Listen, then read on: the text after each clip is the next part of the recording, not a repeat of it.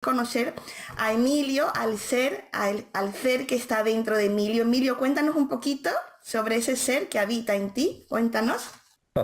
Pues encantado, querida Euri. Eh, Tengo el convencimiento, y no es un convencimiento intelectual solamente, ¿no? Sino que es un convencimiento experiencial, vivencial, de que los seres humanos somos una perfecta conjunción de un componente que es imperecedero, que es inmortal, y de un componente que es perecedero, que es efímero. Y esa conjunción de ambas partes, de ambos componentes, es lo que da lugar al ser humano. En ese sentido, mi experiencia, mi vivencia, mi convicción, también lo que he aprendido de los maestros y maestras que nos han aportado su sabiduría a lo largo de la historia, es que en ti, en mí, en todos los seres humanos hay una esencia, con el nombre que cada uno le quiera dar. Un yo superior, lo podemos denominar también. Es el ser, el ser. Eso que ahora está aquí, pero que en un momento determinado no estará. Y el hecho de que no esté no significa que no sea. También me gusta denominarlo, tú lo sabes, el conductor, el conductor. Sí. Y esa esencia, ese yo superior, eh, esa, mm, ese componente imperecedero que hay en nosotros, ese conductor, va acompañado en la experiencia humana de un coche, es decir, de un componente que es perecedero, que es efímero, que es pasajero, es nuestro pequeño yo, físico, emocional y mental, y es algo así como la apariencia, ¿eh? Está la esencia y la apariencia, con lo que esta apariencia es el estar al que antes hacía mención. Pues bien, a partir de ahí, como consecuencia de lo que he ido conociendo, estudiando y experimentando, lo que procuro en mi día a día es que la presencia del ser sea la que lleve de verdad el timón de mi vida, de modo y manera que la apariencia esté al servicio de la esencia, que el estar esté al servicio del ser. También lo podríamos expresar siguiendo el símil del conductor y el coche, que el coche esté, el coche, la apariencia, lo pasajero, esté bajo el mando consciente de la esencia, de lo imperecedero, del ser. Y si no, me he dado cuenta que cuando nuestro coche no está bajo el mando consciente del conductor, porque olvidamos la existencia del conductor, porque lo metemos en un cajón, ¿qué es lo que sucede? Pues que el coche se convierte en un coche loco, que va dando topetazos de un lado a otro y que hace que la vida se llene de dolor, de sufrimiento, de esfuerzo, de golpes en definitiva. Así que lo que modestamente intento llevar a cabo con un compromiso con mi ser es una práctica de vida donde el conductor esté llevando el mando consciente del coche. Y eso además intento llevarlo a cabo no solamente con una reflexión o una mirada hacia mí, sino intentando compartir con los demás, porque hay una conciencia personal, sin duda ninguna es un camino de cada uno, pero también hay una conciencia colectiva que configuramos entre todos, y mi vocación, mi voluntad es aportar la semilla, el modesto grano de arena que pueda poner sobre la mesa para que esa conciencia colectiva pues también evolucione y también se expanda. Y bueno, esto que acabo de plantear de forma muy abstracta, por decirlo de alguna forma, pues se plasma en un día a día de obras, fundamentalmente, no ya solamente de palabras o de intenciones, sino de obras que quiero que sean consistentes y coherentes con todo lo que acabo de compartir. Muy bien, Emilio, claro que sí. Sé que tienes una amplia labor de expansión de la conciencia, eres director y llevas diferentes proyectos, ¿no? A la Academia de la Conciencia, proyecto de investigación, conciencia y sociedad distópica. También apoyas muchísimos, porque lo sé, porque yo estoy en algunos cursos tuyos y sé que apoyas diferentes asociaciones y sobre todo es luz, ¿no? Luz que aportas al mundo, ¿no? Desde tu ser, ¿no? Y yo creo que estamos aquí, no solamente tú en general, ¿no? Que, como dices tú, semillas de conciencia en este mundo, ¿no? Tan complejo en el que vivimos. Y hablando de complejidad, Emilio, hay un tema que sí que me gustaría tratar contigo, que es el tema que he propuesto para todos, y trabajo con el sufrimiento, trabajo con el dolor, al ser psicóloga y más allá de la psicología, desde mi ser. ¿Qué ocurre, no? Con las noches oscuras del alma, ¿no? En psicología, ¿cómo le podemos llamar? Pues crisis, cambios que por una ruptura, por una enfermedad, por un accidente, por un hijo que se te va o una pareja que sufre una enfermedad, lo que sea, ¿no? Pero es un momento de crisis, de cambio, que la persona entra en un estado de dolor intenso, de sufrimiento, que San Juan de la Cruz, que tú lo mencionas mucho, le llama las noches oscuras del alma. Me gustaría que nos explicaras un poco qué son las noches oscuras del alma. Tú acabas de resumir lo que es un amplio menú de noches oscuras que pueden aparecer en la vida de las personas y de hecho aparecen, ¿no? Todo lo que tiene que ver, como tú muy bien has dicho, por el fallecimiento de seres queridos, por enfermedades propias o enfermedades de seres queridos, graves situaciones y problemas económicos, ruptura traumática de pareja, y el menú es bastante amplio. A partir de ahí, lo que desde el punto de vista de las tradiciones espirituales, de las escuelas filosóficas, de las enseñanzas de los sabios y sabias que más se han centrado en este asunto, y de hecho es un asunto fundamental que ocuparon, por ejemplo, la vida y la obra, ¿no?, de un ser tan insigne como Buda Gautama, ¿no?, que dejó todo, dejó su palacio, dejó su familia, su mujer, su hijo, para comenzar un camino espiritual que fundamentalmente intentaba bucear sobre el por qué sufre tanto el ser humano. Cogiendo todo ese bagaje, lo que nos encontramos es que ante esas noches oscuras que llegan a la vida de cada uno, a la vida colectiva, también hay noches oscuras que son colectivas, ¿no? Estamos viviendo, ¿no?, ahora mismo como humanidad una serie de concadenación de noches oscuras colectivas, ¿no? Entonces, lo que nos han aportado estas tradiciones y estos sabios, y mi visión, mi convicción y mi experiencia pone de manifiesto también, es lo siguiente. Cuando llega a nuestra vida una situación de esta naturaleza de la que estamos comentando, lo primero que aparece o puede aparecer es el rechazo. El rechazo. Ahí es el coche, ese al que antes hacíamos referencia, el coche, y fundamentalmente el plano mental de ese coche, el que rechaza esa experiencia. No le gusta, no nos gusta y rechazamos todo esto. Bien, eso es un estadio, por así decir, de comprensión de lo que es la noche oscura. Hay determinadas llamadas o determinadas propuestas que más que espirituales son religiosas, tienen que ver con lo que a mí me gusta denominar desde el mayor respeto, pero también con la mayor claridad, religiones dogmatizadas, ¿eh? Y esas religiones dogmatizadas nos piden que demos un pasito y nos piden que tengamos resignación. Es decir, fíjate, lo primero es el rechazo. Y estas religiones dogmatizadas dicen, no, no rechaces, resígnate, resígnate, aguántate, entre comillas, porque eso va a tener algún sentido, por así decir, de alguna manera, ¿no? Y de alguna forma, cuando esta vida termine, en la siguiente vida vas a tener una compensación por estas dificultades que estás viviendo en el momento presente. No es así como yo lo veo, es decir, no, mi propuesta y la propuesta que han hecho los grandes maestros no es la resignación, pero hay que darse cuenta que ya es un pasito adelante, es decir, frente al puro rechazo, la resignación ya lleva un pelín de empezar a pensar que pueda haber algo detrás de una noche oscura. A partir de ahí podemos pasar a un tercer estadio, ¿eh? Ya no es ni el rechazo ni la resignación, sino que es la comprensión. ¿Qué significa la comprensión? La comprensión significa que de verdad empiezas a darte cuenta que esa noche oscura ha llegado a tu vida con un sentido profundo, con un porqué y con un para qué. Que sí, que genera un seísmo, que genera mucho dolor sin ningún tipo de dudas, pero que a su vez te ha supuesto como un revolcón que te ha ayudado o te puede ayudar a salir de lo que en esta sociedad en la que estamos es muy común, que es el que nos quedamos ahí como si fuéramos una especie de amebas, en términos espirituales, distraídos, entretenidos, muy aferrados a nuestro hábitat de confort, y se nos va pasando la vida, que es una magnífica oportunidad de expansión, de conciencia y de evolución álmica, se nos va pasando la vida sin sacarle jugo, puramente ahí intentando estar en una comodidad material. Y llega el bofetón de una noche oscura y te saca de ahí.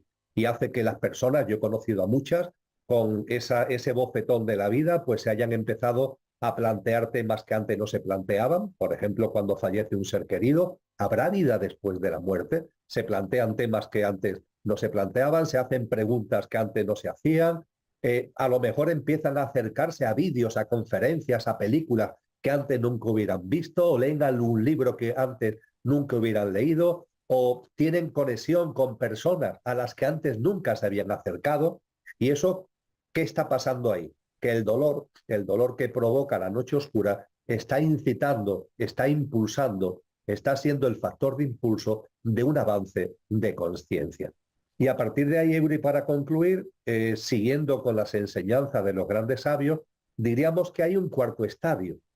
Hemos dejado atrás el puro rechazo, hemos dejado atrás la resignación, la comprensión de que todo tiene un sentido profundo en los términos que acabo de exponer. Es un salto cuántico de conciencia enormemente importante, pero nos quedaría como el último pasito, que es lo que culminaría ya el entendimiento absoluto espiritual de las noches oscuras, que es el darnos cuenta de que a estas experiencias ni siquiera hay que llamarlas noches oscuras, sino que simplemente son experiencias. Ya está.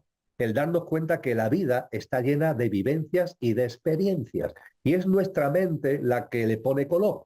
Las noches oscuras, los días luminosos, ¿no? Cuando son cosas que nos gusten. Y lo cierto es que, como muy bien enseñó Oscar Wilde en una carta preciosa, ¿no?, que redactó poco antes de fallecer, cuando estaba en la cárcel, ¿no?, y había caído de la cima del éxito y de la fama, había caído en los infiernos, él escribe una carta larga donde agradece lo que está viviendo. Y nos dice que la vida es un jardín. Y es un jardín que da frutos. Y los frutos pueden ser que estén en el lado soleado del jardín o en el lado sombrío del jardín. Pero que tanto los frutos de un lado como de otro son igualmente necesarios para nuestro camino y para que de verdad seamos capaces de sacarle jugo a la vida. Y a partir de ahí ya se acaban los juicios. Son experiencias que no pintamos de ningún color y que vivimos, igual que vivimos las otras que pintamos de color luminoso, nada, vivimos las experiencias, nos centramos en ellas y finalmente, que es la forma quizá de resumirlo, nos damos cuenta, Eury, de que lo importante en la vida no es el qué, no es el qué, no es lo que pasa, lo que deja de pasar, sino el cómo se vive el qué. Es ahí donde se plasma de verdad lo que somos. Al estar, le importa mucho el qué, y en cambio al ser, lo que le interesa, donde se centra, es en el cómo vivo el qué.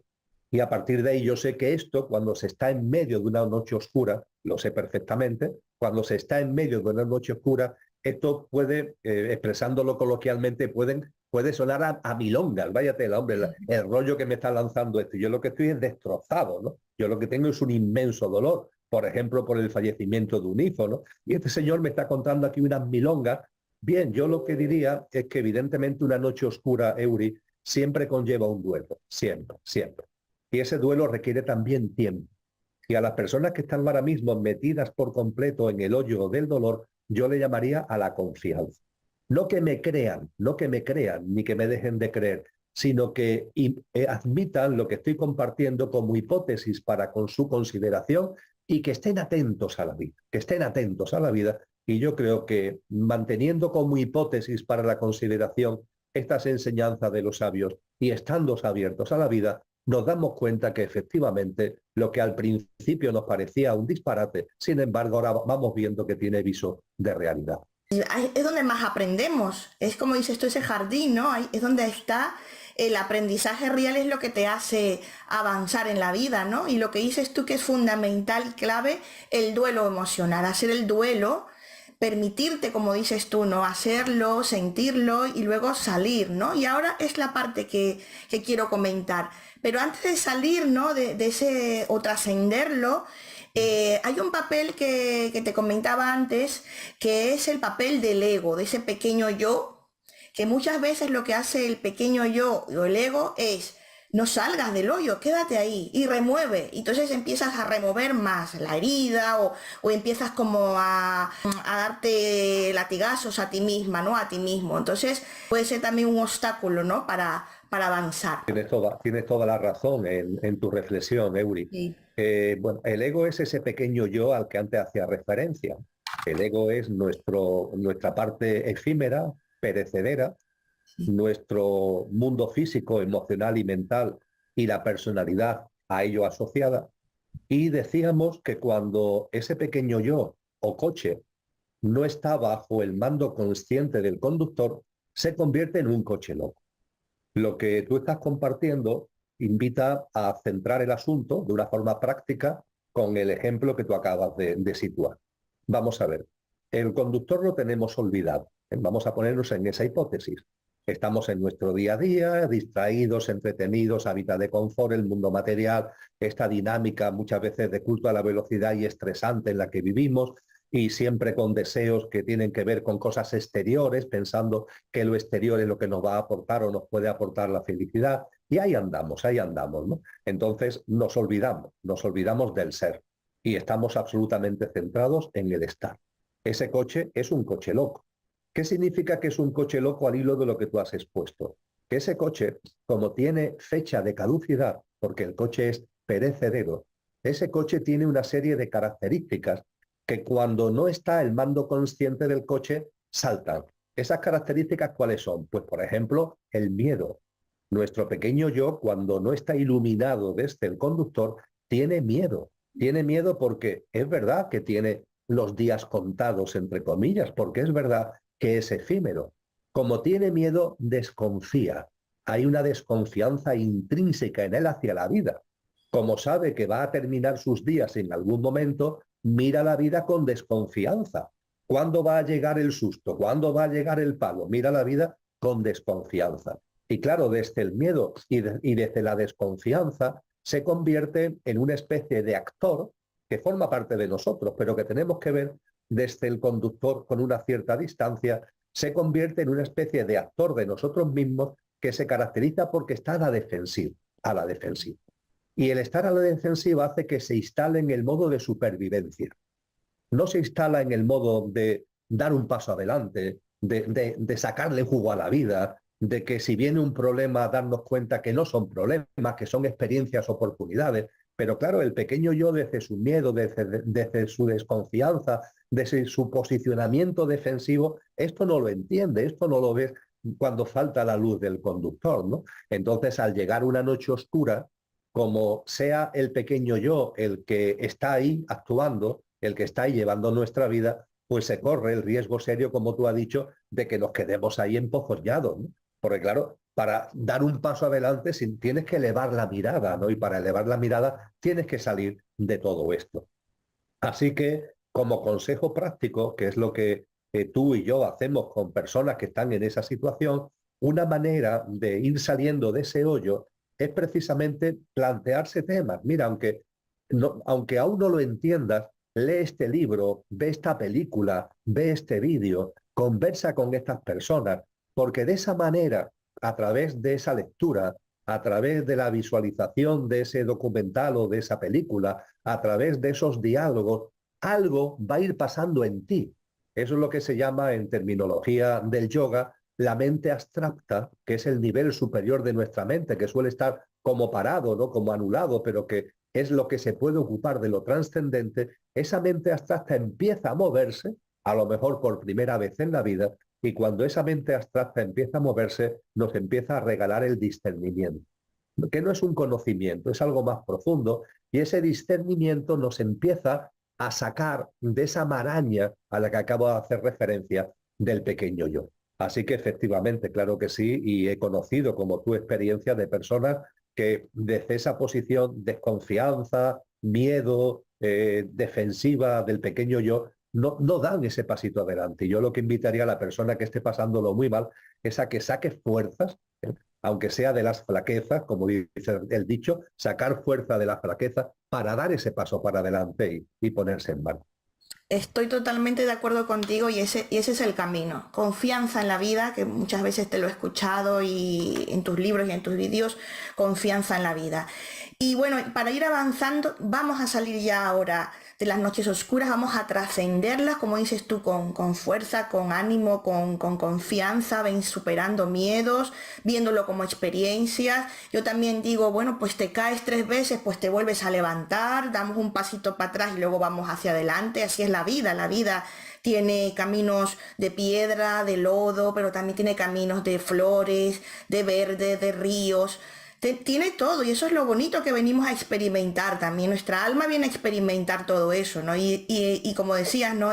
En esa parte más dolorosa o de más obstáculos es donde coge la fuerza la luz y ahí es donde vamos hacia adelante, ¿no? Y yo creo que ese es uno de los aprendizajes, por lo menos en mi vida. Y hablando de trascender, nosotros, yo considero, yo lo siento así, Emilio, y lo he leído también a Rudolf Steiner. Yo estoy leyendo a Rudolf Steiner, me gusta mucho alguno de sus libros, y él habla de las virtudes. Creo que también habló, tú me corregirás porque eso no lo sé muy bien, Platón, Sócrates, de que los seres humanos tenemos unas virtudes muy profundas, pero que de alguna manera están dormidas, ¿no? Y tendríamos que despertar para que esas virtudes también, lo más importante, el discernimiento, por supuesto, despierten en nosotros. Yo te citaba, cuando hablábamos antes, algunas de ellas. Te las voy a comentar brevemente y luego ya tú me vas comentando, ¿no?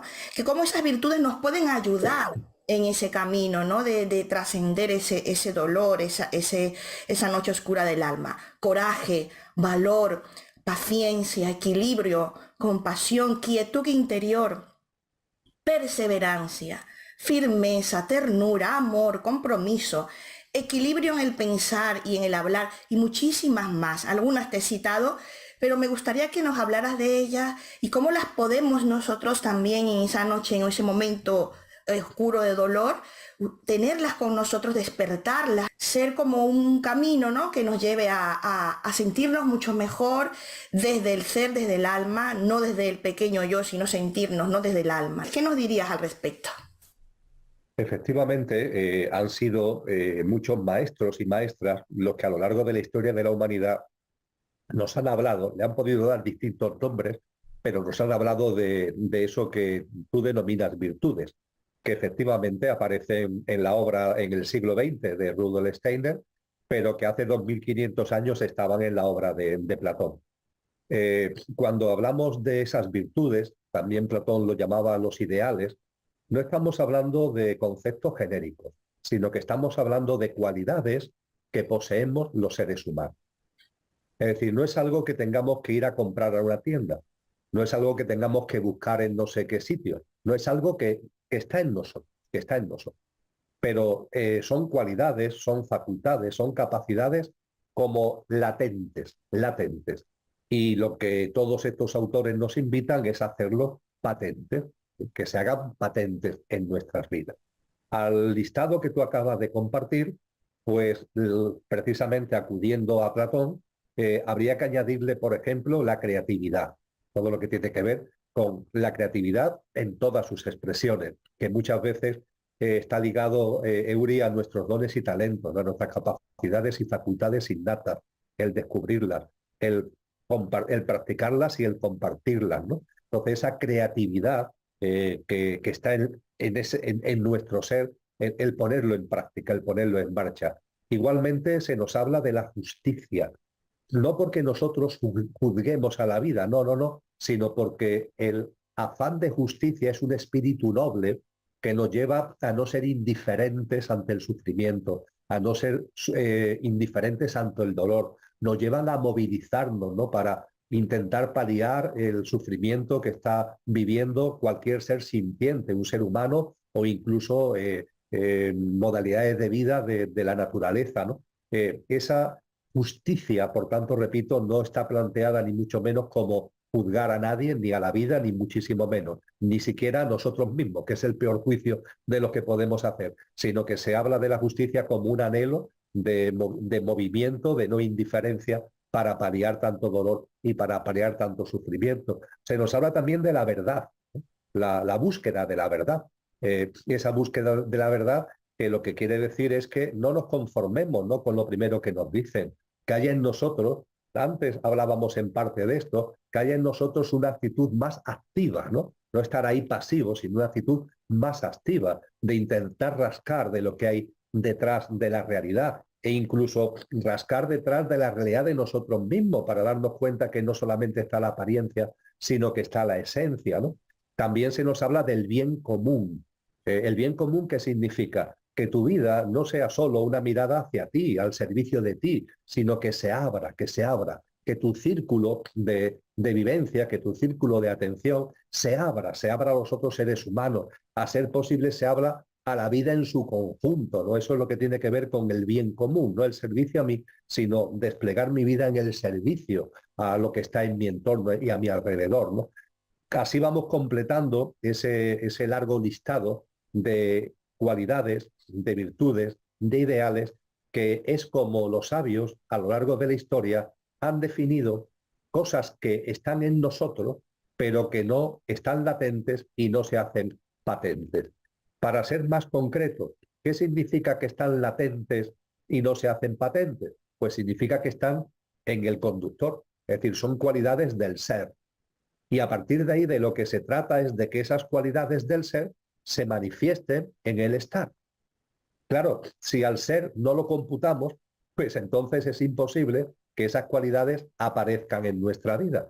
Pero cuando vamos percibiendo que efectivamente en nosotros hay esa parte imperecedera a la que venimos haciendo referencia, también podemos ir percibiendo que esa parte imperecedera tiene unos atributos, tiene unas cualidades que son los nuestros de verdad, porque siendo estricto lo que realmente somos es lo imperecedero, no lo pasajero, y que está en nuestra mano, desde el compromiso al que tú has citado, está en nuestra mano que esas cualidades no estén ahí en potencia, sino que se plasmen y se manifiesten en nuestra vida cotidiana.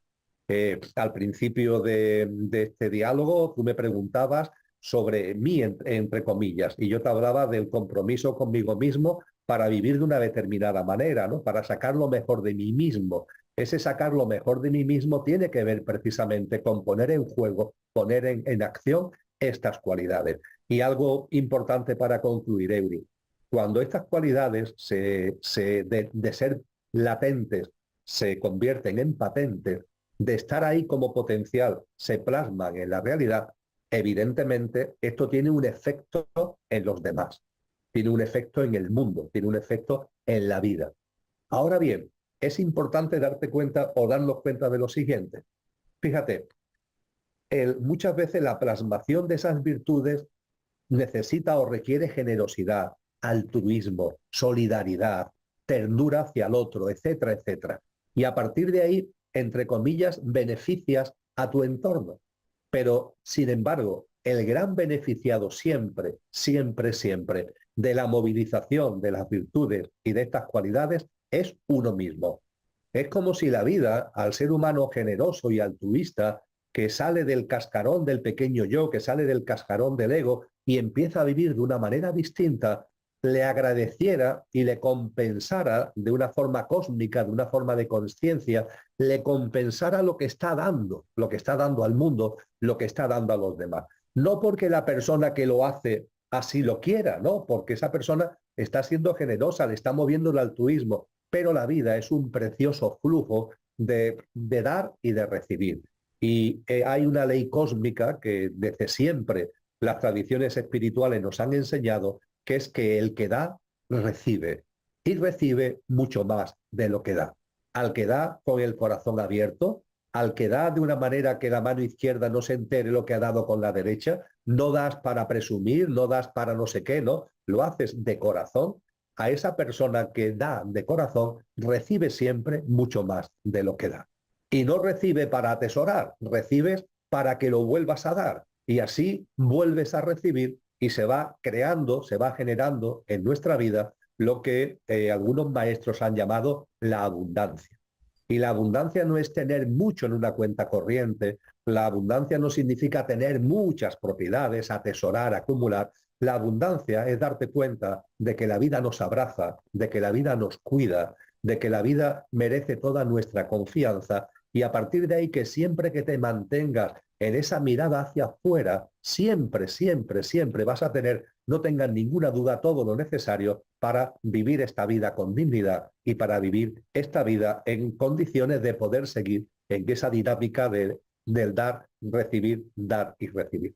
Muy interesante todo lo que dices y cómo de alguna manera, ¿no? Tener esa esperanza, ¿no? Pasas un momento difícil en tu vida, una noche oscura, como hemos hablado hasta ahora, y tienes esas virtudes, esos dones, esos talentos ahí latentes, preparados, ¿no? Si te dejas de alguna manera, sacas tu verdadero ser, sacas tu verdadera esencia, ¿no? No desde, como dices tú, no desde el coche, sino desde el conductor que eres. Porque están ahí, como dice Emilio, están ahí, ese coraje, ese valor, esa paciencia, ese amor, ese equilibrio, esa ternura que también hacia los demás, pero hacia ti mismo, hacia ti misma también es fundamental. Hay una pregunta muy importante que te quiero hacer relacionada, es muy, muy espiritual y tiene que ver con que cuando una persona está pasando ese proceso, ese duelo emocional, ese momento complicado en su vida, a mí me lo han manifestado muchos, ¿no? Y es importante decirlo, ¿no? La soledad. Euri, me siento solo, sola, estoy pasando este momento tan difícil. Y hay una cosa importante que yo sí que he percibido, que es que no estamos solos realmente. Hay seres de luz, hay una fuerza, Dios, que está ahí alrededor, pero a veces, como decías tú, el miedo, los bloqueos, no te hacen ver que alrededor de ti, al lado tuyo, hay un ser de luz. ¿Realmente estamos solos? Hay seres de luz que nos acompañan en ese momento, en estos momentos complicados de la vida. Lo primero es recordar que hay una, entre comillas, soledad, entre comillas, que es la soledad elegida. Es decir, personas que en su formato de vida, pues han optado voluntariamente por vivir solos o vivir solas, lo cual no significa incomunicadas. No confundamos lo uno con lo otro, es decir, esta sociedad genera mucha incomunicación y esa incomunicación es una losa y puede hacer que no estando solos lo estemos pasando muy mal porque estamos incomunicados. Puede ser que incluso nuestra casa la compartamos con otras personas, pero eso no evita que estemos incomunicados porque no hay líneas de conexión con esas personas precisamente, ¿no? La soledad es una cosa, la incomunicación, que en esta sociedad es muy, muy fuerte, es otra. La soledad puede ser elegida o puede ser forzosa. La soledad elegida no es realmente soledad en el sentido que solemos darle al término. Hay un maestro que nos decía que la soledad elegida es la edad del sol, la edad del sol. Fíjate que soledad precisamente se forma de estas dos palabras, de la palabra sol y de la palabra edad. Con lo que la soledad tiene un punto de madurez de conciencia, de madurez espiritual. Tú estás viviendo incluso con otras personas, pero no las necesitas. Las quieres, las amas, compartes, recibes, pero no las necesitas. Esa no necesidad te va poniendo de manifiesto que hay algo en ti mucho más potente que se ha afianzado, tiene que ver con este ser al que estamos haciendo referencia y en tu vida diaria, aunque estés acompañado, no necesitas de ese acompañamiento, por más que siempre tengas unas relaciones de alta vibración y amorosa con esas personas que están en tu entorno. Esa es la edad del sol, esa es la soledad. Y hay por otra parte una soledad forzosa, que es las personas que no tienen ese arraigo todavía en su interior y que viven solas y no quisieran vivir solas porque esa vivir sola lleva también la incomunicación. Pues bien, con este escenario vamos a llamarle de psicología del coche, ¿no? De lo que tiene que ver con el coche. Nos tenemos que plantear esa pregunta magnífica que tú formulas. ¿Realmente es posible que estemos solos? Mi contestación, a la luz, como ya vengo diciendo varias veces a lo largo de este encuentro, Euri, a la luz no ya de mi experiencia, que también, y de mis convicciones y de mi visión, sino de las enseñanzas que nos han dado tantos personajes insignes a lo largo de la historia, es que no estamos solos, de ningún modo y de ninguna manera. ¿Por qué? Porque existen distintos planos de existencia. No solamente está la dimensión, hablando en términos científicos, no solamente está la dimensión en la que se desarrolla esta vida humana, este plano físico, este plano material. No solo existe esta dimensión, existen otras dimensiones. Y en esas otras dimensiones, que tienen mayor frecuencia vibracional que esta, hay formas de vida, que son las que llamamos seres espirituales. Y seres espirituales hay de distinto tipo, pero sin duda ninguna, entre ellos hay toda una pléyade maravillosa de seres espirituales que, conscientes de lo que supone que el ser llegue a este plano, porque este plano, esta dimensión es vibracionalmente densa, es maravillosa, la madre tierra, toda la vida es maravillosa, pero en términos vibracionales es densa, y el coche en el que encarnamos tiene también físicamente una densidad que puede hacer que olvidemos lo que somos, que el ser quede guardado en un cajón, y desde esas otras dimensiones, esos seres espirituales que eso lo saben, nos acompañan. De modo y manera que cuando nacemos, por ejemplo, el nacimiento lo hacemos en silencio, y cuando desencarnamos nos vamos en silencio. El silencio es nuestro lenguaje verdadero. Se nos enseña un idioma para la comunicación y bienvenido sea, pero deberíamos darnos cuenta de que no hay que temer el silencio, porque el silencio es nuestro auténtico lenguaje. El bebé no habla, el bebé nace en silencio, y cuando desencarnamos también nos vamos en silencio. Salimos del estar, del ser que es, sale de este estar en silencio. Pero el que haya silencio no significa que haya soledad. Silencio sí, soledad no. Porque tanto cuando llegamos como cuando nos vamos y mientras estamos aquí hay un acompañamiento. Cuando esto se empieza a percibir, cuando esto se empieza a ver, recordando lo que antes decíamos, cuando se admite como hipótesis para la consideración y a partir de ahí abres un poco la mirada, esto, Euri, hace llorar de alegría. Provoca un llanto, provoca unas lágrimas de alegría. El darnos cuenta de que efectivamente hay una enorme cantidad de seres espirituales que nos acompañan, que están aquí para que a los 8.000 millones de almas que estamos encarnadas actualmente en el plano humano, haya siempre una presencia amorosa, haya siempre una vibración a nuestro lado. No nos juzgan, ahí no hay juicio. Ellos son como el sol, dan sol a todo el mundo. El sol no hace juicio, ¿verdad? El sol no te dice, a ti te doy un rayo, pero a este no. No, ellos dan luz a todo el mundo. Y esa luz, desde luego, sí es importante que tomemos conciencia de que no es algo tangible, no es una, porque eso sería una interferencia. La vida tenemos que vivirla cada uno. Y claro, si se nos apareciera de pronto un ángel, un arcángel, en lenguaje cristiano, cada tradición le da un nombre distinto, lo viéramos, ¿no?, aquí a nuestro alrededor, pues eso estaría mediatizando nuestra experiencia vital. Ese conductor que ha encarnado en el coche para vivenciar la experiencia humana, esa experiencia humana la estaría mediatizando. Entonces ellos no interfieren, pero acompañan. Acompañan, sobre todo en estos momentos que hemos compartido en el diálogo, de noches oscuras, ahí están, ahí están. Mira, hay una película que yo aconsejaría ver. Creo que además ya está libre en YouTube, porque es una película que tiene cerca de 50 años, que se llama El cielo sobre Berlín. El cielo sobre Berlín.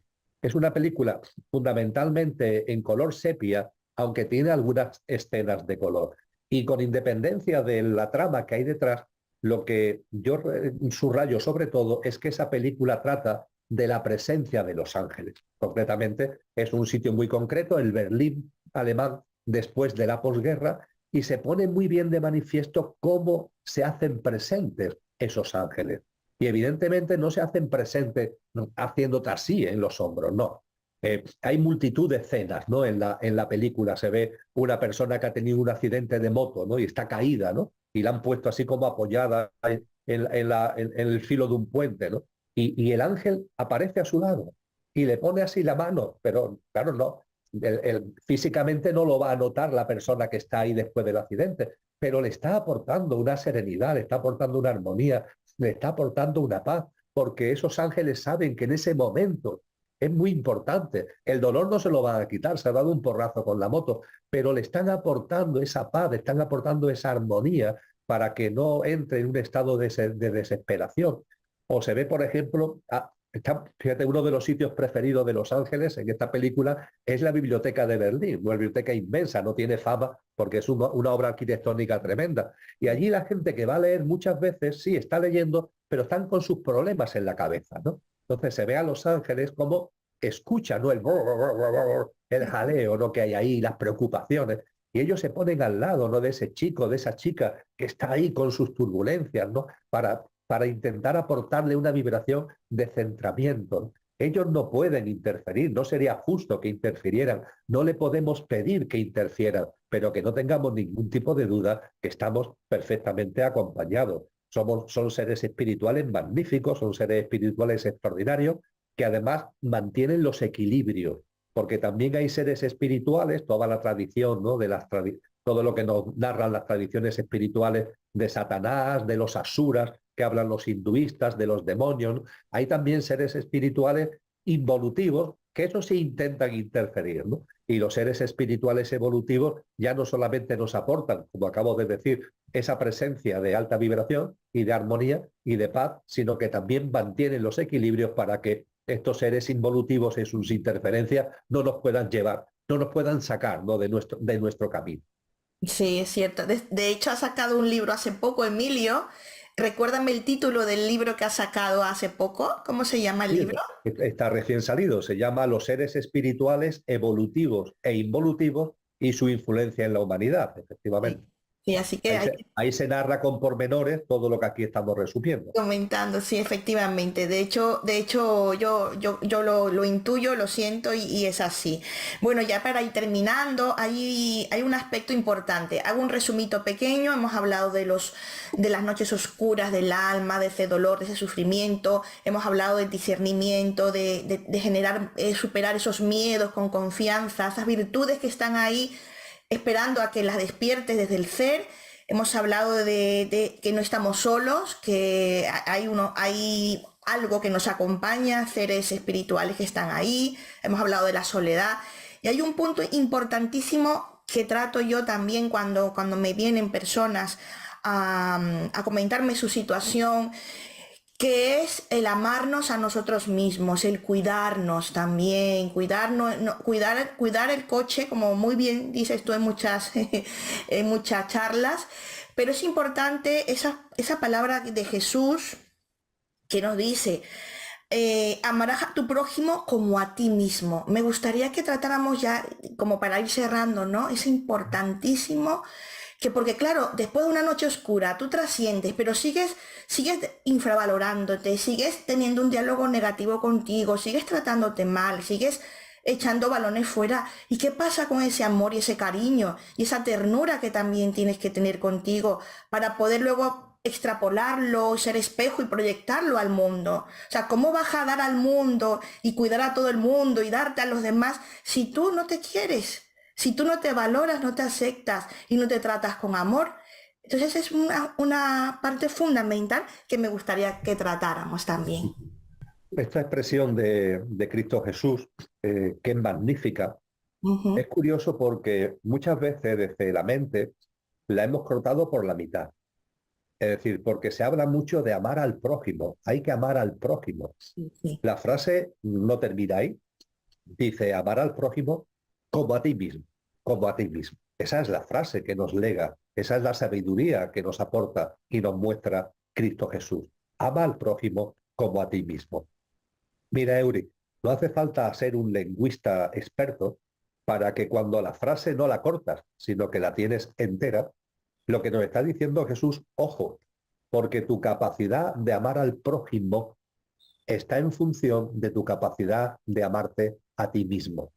Ama al prójimo como a ti mismo. ¿Qué significa? Que si a ti mismo no te amas, tu teórico amor al prójimo es mentira. Es un autoengaño. Si a ti te amas cero, al prójimo lo vas a amar cero.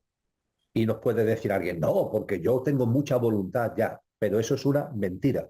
Porque si realmente tú no te amas a ti mismo, lo has aportado tú, y lo subrayo, ¿Qué le vas a dar a los demás? ¿Tus miedos, tu egoísmo, tus turbulencias? ¿Qué le vas a dar a los demás? Primero, ámate a ti. Y ahora vamos a explicar exactamente qué significa eso de ámate a ti. Y una vez que tú te hayas centrado, que te hayas puesto en tu sitio, efectivamente, eso no lo quedes para ti. Compártelo con ese amor al prójimo. Por tanto, ámate a ti mismo para poder amar al prójimo, porque si no te amas a ti mismo, eso de amar al prójimo se convierte simplemente en un autoengaño. Dicho esto, ¿qué significa amarnos a nosotros mismos? Compartíamos desde el principio de este encuentro que el ser humano es una perfecta conjunción de esencia y de apariencia, de lo imperecedero y de lo pasajero, del coche, del conductor y del coche, ¿verdad? Bien, a partir de ahí, amarte a ti mismo significa amarte tanto como coche como conductor. Los dos componentes. El amor a uno mismo no es el amor a uno de los dos. No es amor al coche o al conductor, no. Es el amor a los dos. Ámate a ti mismo amando al coche y al conductor. Dicho esto, primero, lo más inmediato, lo más directo, lo que está ahí más a la vista, el amor al coche. Hemos dicho que el coche es nuestro pequeño yo, nuestro yo físico, emocional y mental. Y dentro de ese coche lo más básico es lo que a mí me gusta llamar el chasis. El chasis es el yo físico, ahí está, ¿no? Ahí está. A partir de ahí, tú lo has apuntado y yo lo subrayo, repito, vamos a cuidar el cuerpo físico. Y cuidar el cuerpo físico no significa que nos obsesionemos con nuestro pequeño yo, con el coche. Oye, pero al coche hay que tratarlo bien. A una práctica de vida saludable, una alimentación consciente. En definitiva, cosas que al coche le aporten las energías, le aporten los nutrientes para que puedan ser precisamente ese coche pueda estar a nuestro servicio. Valga el ejemplo de los coches que utilizamos en nuestra vida cotidiana para ir de un sitio para de otro. A ese coche no le damos patada, ¿verdad? Al coche, dentro de lo que cabe, sin obsesionarnos, pues lo cuidamos y le hacemos revisiones para que esté en buen estado de funcionamiento, ¿no? Con lo que amarnos a uno mismo desde el punto de vista del coche tiene que ver con una práctica de vida saludable, tiene que ver también con la atención a nosotros para intentar que nuestro mundo emocional y nuestro mundo mental no esté metido permanentemente en turbulencias, prácticas de vida que se dirigen a serenar ¿no? ese mundo emocional, a tener una mayor calma desde el punto de vista mental. Todo ello, en definitiva, tiene que ver con el amar a uno mismo, el amarse a uno mismo desde la perspectiva del coche. Y después está lo más importante, el amarse a uno mismo desde la perspectiva del conductor. ¿Qué es amarse a uno mismo desde la perspectiva del conductor? Sacar al conductor del olvido. No tenerlo ahí al pobre metido en un cajón, metido en un baúl, sino sacarlo. Es el compromiso, al que antes también hacíamos mención, el compromiso contigo mismo, con lo que realmente eres, porque es lo imperecedero, para que eso, a través de las cualidades, a través de las virtudes de las que hemos hablado, se vaya haciendo presente en tu vida. Es el compromiso para sacar del olvido el conductor que eres y que vaya manifestándose en tu vida cotidiana. Y claro, cuando esto lo llevamos a cabo, es decir, cuando tenemos ese amor al coche en los términos que hemos compartido para que esté en buen estado de funcionamiento para nuestro servicio, y cuando hemos recordado el conductor que somos y tenemos un compromiso para sacarlo, para sacar lo mejor de nosotros mismos en nuestro día a día, entonces sí, entonces desde ese amor a nosotros mismos estamos en condiciones de amar al prójimo. Porque ahí sí le podremos aportar al prójimo Sí. cosas valiosas, como decía antes, no miedos, no dogmatismo, no intentar convencerlo de no sé qué y de no sé cuánto, porque son mi forma de ver la vida, mis pensamientos, no. Le estamos aportando oro puro, por decirlo de alguna forma, que es ese oro puro del ser que somos. Este es el significado profundísimo, bellísimo de esta frase de Jesús de Nazaret, de ama al prójimo como a ti mismo. Evidentemente Jesús no está haciendo ahí una llamada al egoísmo con el tema del ti mismo, sino que está haciendo una llamada preciosa de conciencia en los términos que hemos resumido. Totalmente de acuerdo. Y es un amor también tierno, puro. cristalino, que también eso es importante. Hay personas que es que lo ven como lo que tú decías, ¿no? Un acto egoísta, ¿no? Eso de quererme, pero es otro tipo de amor, no es lo que nos venden por ahí, es lo que tú comentas, es un amor más puro, más cristalino, más desde el ser de luz que somos. Muy bien, Emilio, y ya para ir finalizando, me ha encantado escucharte, yo seguiría y seguiría. Ahí me gustaría que nos compartiera algo como que nos ayude, ¿no? A las personas que nos están escuchando. Estamos viviendo momentos complejos que comentábamos antes de distopía, quizás noches oscuras colectivas. ¿Qué mensaje, qué frases, qué mensaje podríamos dejarles, ¿no? De esperanza, de fuerza, de amor a todas estas personas. Hablando de frases de película, de Mm. películas, hay una película que se llama Corazón Salvaje, aunque creo que su título no ha sido traducida al castellano, sino que es una película que mantiene su título en inglés, que es Braveheart, Braveheart, que narra la vida del libertador de Escocia en la Edad Media, de William Wallace.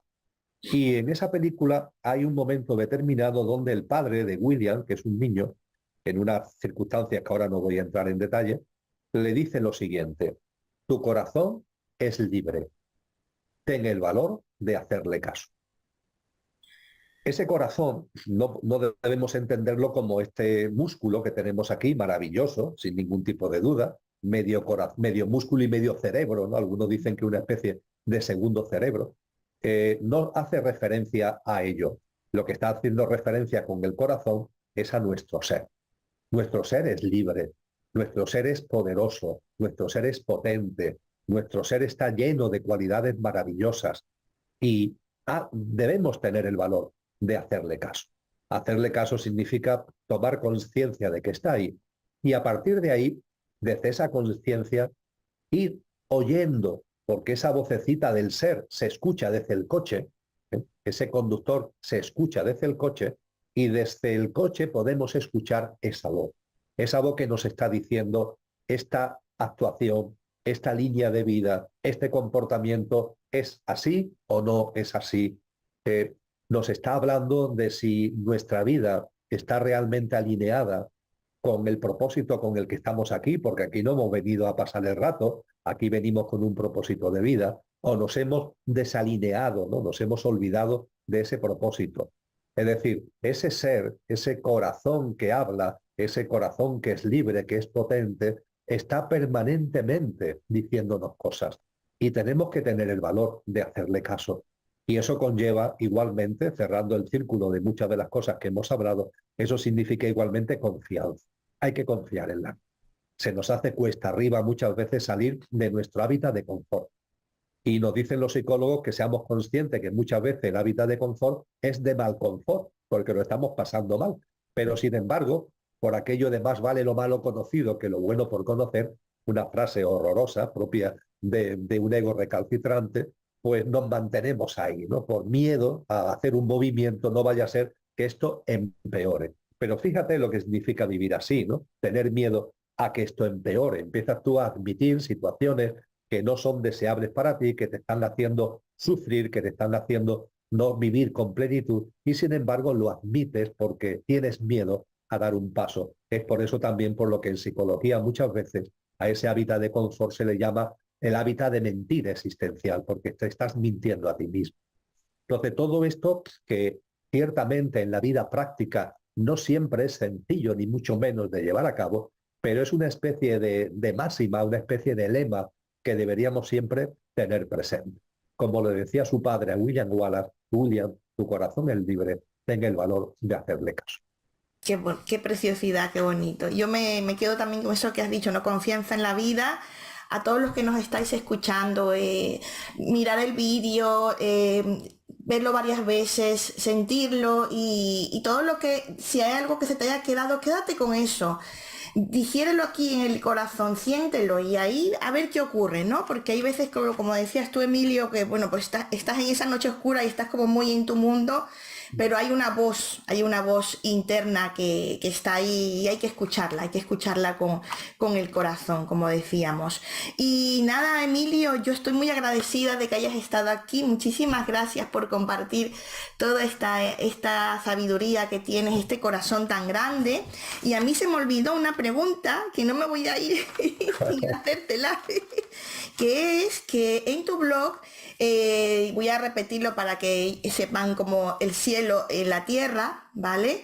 Hay una frase preciosa que tienes arriba en el rótulo, que ya solo en amar es mi ejercicio. Dinos algo de esta frase tan bella. Sí, es una frase muy potente que yo la tengo ahí Sí, como lema del blog, porque es el lema de mi vida, ¿eh? Y que debo a ese ser extraordinario que tienes a tu espalda, en ese libro que es La sabiduría de Dios escondida, que antes mostrabas al principio de nuestro encuentro, que se dedica a la obra mística de San Juan de la Cruz, de Juan de Yepes, conocido como San Juan de la Cruz, y él en su cántico espiritual, dentro de su obra poética, hay una obra cumbre, ¿no?, que es el cántico espiritual, y ahí, en el cántico espiritual, él habla de que ya solo el amar es mi ejercicio. Y eso tiene que ver es una especie de colofón, de broche de oro, a lo que sería una vida, para mí es una aspiración, a lo que sería una vida que respondiera a todo lo que hemos ido sintetizando, resumiendo en este encuentro, Euri. Ese ser que se hace presente en nuestro estar. En el cántico espiritual, a la presencia del ser en el estar, hay una frase donde una estrofa donde San Juan de la Cruz nos viene a decir que eso significa vivir la vida mil gracias derramando, pasar por estos sotos con soltura y yéndolos mirando con solo nuestra figura, esa presencia, con solo nuestra figura, dejarlos vestidos de hermosura. Y cuando mínimamente vamos de alguna forma acercándonos a ese punto, a ese estadio, es donde va apareciendo algo en nosotros, que es el amor genuino al que tú hacías referencia antes, que es el amor que no es algo emocional, es algo mucho más profundo, tiene que ver con el ser y con lo más puro, ¿no?, y más verdadero del ser, y hace que ya solo el amar sea mi ejercicio. ¿Cómo vivo o cómo es mi aspiración vivir? En el amor, ya está, en el amor uno mismo, en el amor a los demás, vivir permanentemente en el amor. Yo diría que es a eso a lo que estamos convocados, es a eso a lo que significa traer el cielo a la tierra. Y por algo lejano que pueda parecer, yo creo que muchos seres humanos estamos avanzando, dándonos o nos cuenta en ese camino. Hay que tener en cuenta que estamos convocados a ver a Dios en todas las cosas y a partir de la reverencia por la vida, a partir de ver a Dios en todas las cosas, y todas las cosas son todas, no enjuiciando a nadie, no dividiendo a la sociedad en unos y en otros, en los que no sé qué y en los que no sé cuánto, una reverencia por la vida que llegue a todas las formas de vida, al reino animal, respetándola, ¿no?, a todos los seres sintientes, no dañándolo, a la madre tierra en su conjunto y a la naturaleza en toda su diversidad, ¿no?, que ese amor se extienda, ¿no?, a todo ello. Y es así como iremos viendo a Dios en todas las cosas y nos regalará finalmente ese espléndido tesoro que han tenido algunos hombres y mujeres a lo largo de la historia, que es que ya no solamente ves a Dios en todas las cosas, sino que ves todas las cosas con los ojos de Dios. Y eso es algo que está a nuestro alcance, porque la divinidad está en nuestro ser, con lo cual efectivamente podemos y debemos ver todas las cosas con los ojos de Dios. A partir de ahí se vive mil gracias derramando y ya solo en amar es mi ejercicio. maravilloso. Gracias, gracias de corazón, Emilio, de verdad. Te envío un abrazo grandote. Todo mi cariño y afecto y que de alguna manera sigámonos viendo y te invito nuevamente en otro momento, cuando se pueda, a otra charla, a otra conversación como esta. ¿Qué te parece la idea para otro momento? Extraordinario, Eury. Ha sido un diálogo precioso, un compartir álbico maravilloso. Como tú decías, este vídeo merece ser saboreado, que cada cual lógicamente se quede con lo que entienda oportuno y lo que no a la papelera de reciclaje, pero creo que se han puesto ahí semillas hermosas que desde luego han nacido de dos corazones, el tuyo y el mío, que son corazones bien intencionados, que no perseguimos nada desde el punto de vista personal con esto, sino compartir en ese fluir, dar y recibir al que hacíamos tendencia. Muchísimas gracias, Uri. Muchísimas gracias, Emilio, y a ti que nos estás viendo. Síguenos en el canal de Euri Mérida en YouTube. Yo gestiono el blog Otra Forma de Vivir tu Vida. A Emilio lo tienes también en muchísimos vídeos en YouTube. Simplemente pones Emilio Carrillo y te salen, y lo que tú veas sintiendo lo vas viendo. También lo tienes en su blog El Cielo en la Tierra, y todos los libros que te he mencionado y que tenemos aquí, muchísimos más. El que tú sientas ese llamado, léelo, míralo, y en las bibliotecas también tienes algunos, en diferentes sitios puedes hacerte con ellos. Y la verdad, estamos aquí todos para sembrar semillas de conciencia, y ahí está la clave, ¿no? Que nos sumemos más, que no solamente seamos unos cuantos, sino que nos sumemos más, ¿no? Con ese corazón bien grande y ese amor hacia la humanidad, hacia todos, pero también teniendo ese amor hacia nosotros. Un besito grande para todos. Nos vemos pronto y muchísimas gracias.